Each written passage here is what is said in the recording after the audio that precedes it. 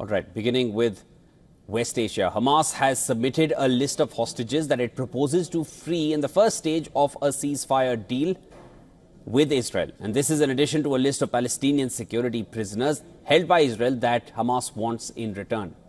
Now, this is according to reports. On Sunday, Israeli Prime Minister Benjamin Netanyahu met representatives of families of hostages, including the family's headquarters assembly and the Hope Forum.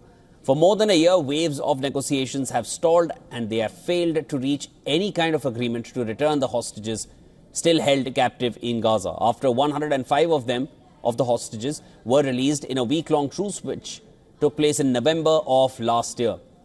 There has been no breakthrough ever since.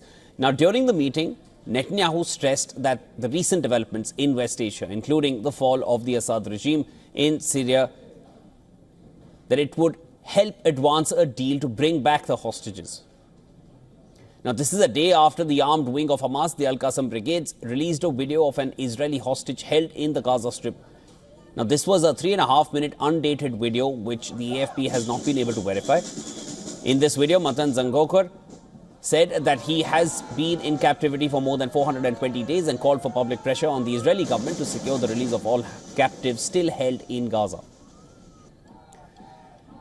Qatar has said that momentum is coming back for the talks, while a source close to the Hamas delegation told AFP that a new round of negotiations will most likely begin in the coming week.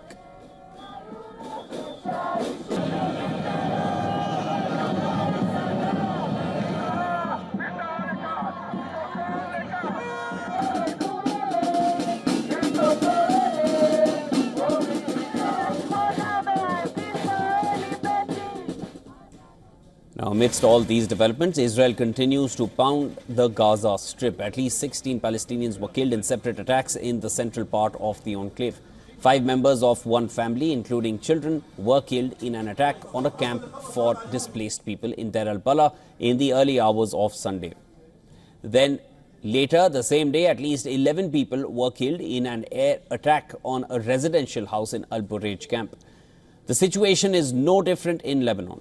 Just 10 days into a ceasefire between the Hezbollah group and Israel and Lebanon's health ministry, the health ministry said that Israeli strikes killed 6 people in the country's south. In the strike on Beit Liv, 5 were killed while 1 was killed in a strike on Deir Syrian.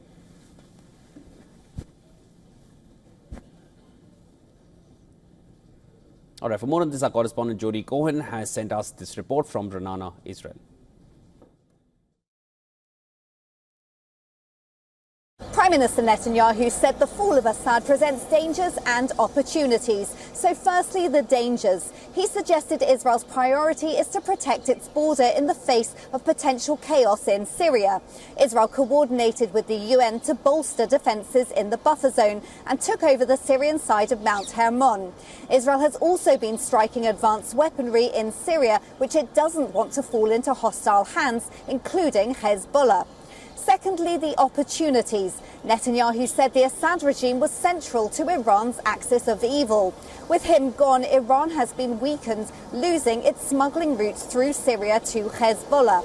It's believed that a weakened Iran and therefore a weakened Hamas could now mean a Gaza hostage deal could potentially be advanced.